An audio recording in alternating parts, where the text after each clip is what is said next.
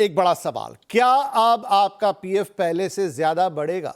क्या अब आप अपनी मर्जी से रिटायरमेंट के लिए ज्यादा बचत कर पाएंगे? और सबसे बड़ा सवाल यह कि क्या आप पीएफ में सिर्फ 1800 रुपए ही जमा करने होंगे, जैसा कि हम खबरों में देख रहे हैं। ईपीएफ स्कीम 2026 को लेकर इस वक्त कर्मचारियों के बीच कई सवाल हैं, आपके और मेरे मन में भी हैं। कई तरह की चर्चाएं और कुछ भ्रम भी हैं। कहीं कहा जा रहा है कि पीएफ के नियम पूरी तरह बदल गए हैं, तो कहीं कहा जा रहा है कि अब 1800 रुपए से ऊपर का योगदान आपकी मर्जी पर होगा, तो कहीं 100% पीएफ निकासी को लेकर भी अलग अलग दावे किए जा रहे हैं। आखिर सच क्या है? क्या वास्तव में कर्मचारियों के लिए कोई बड़ा बदलाव हुआ है, या फिर पुराने नियमों को ही नए लेबर कोड के मुताबिक व्यवस्थित किया गया है?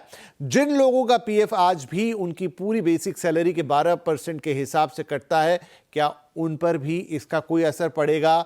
और आपकी रिटायरमेंट प्लानिंग के लिहाज से आपको क्या फैसला लेना चाहिए? आज इन सभी सवालों के जवाब हम तलाशेंगे, बिल्कुल आसान भाषा में, बिना किसी कानूनी उलझन के।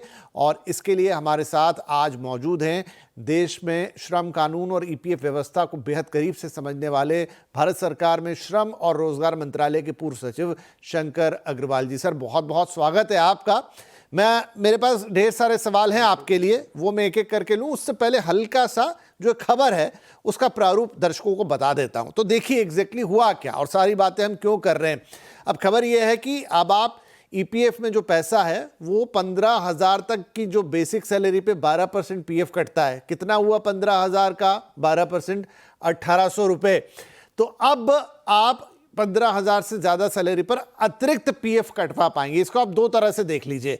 आप 1800 रुपए तो आपके मैंडेटरी हो गए। एक उदाहरण के तौर पे आपको बता देता हूं, मसलन 1 लाख रुपए आपकी सैलरी है, वो 15,000 का ईपीएफ वेज मान लेते हैं, जो एक मिनिमम रिक्वायरमेंट है। उस हिसाब से आपका हिस्सा हो गया 1800, एम्प्लॉयर का हिस्सा हो गया 1800, कुल मिला के 3600। अब क्या कहा जा रहा है कि आप अपना कंट्रीब्यूशन बढ़ा सकते हैं।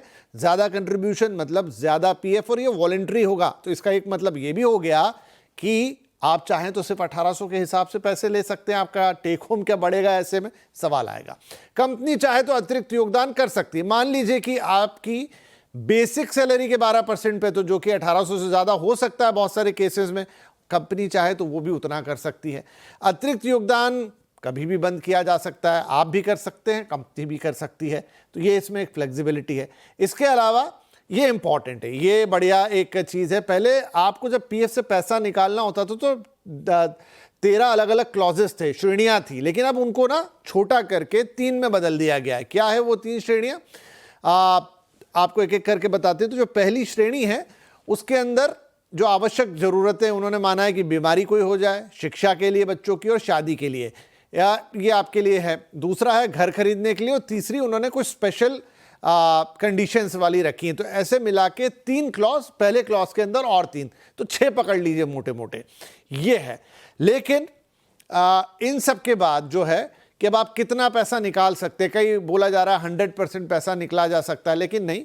अगर 1 लाख रुपया है तो 75% यानी 75,000 रुपये आप निकाल सकते हैं। 25% रकम आपको पीएफ के अंदर छोड़नी होगी। कहा यह जा रहा है कि जो 75% है उसका 100% निकाल सकते हैं। इसका मतलब थोड़ा हमें आगे समझना होगा, और जल्दी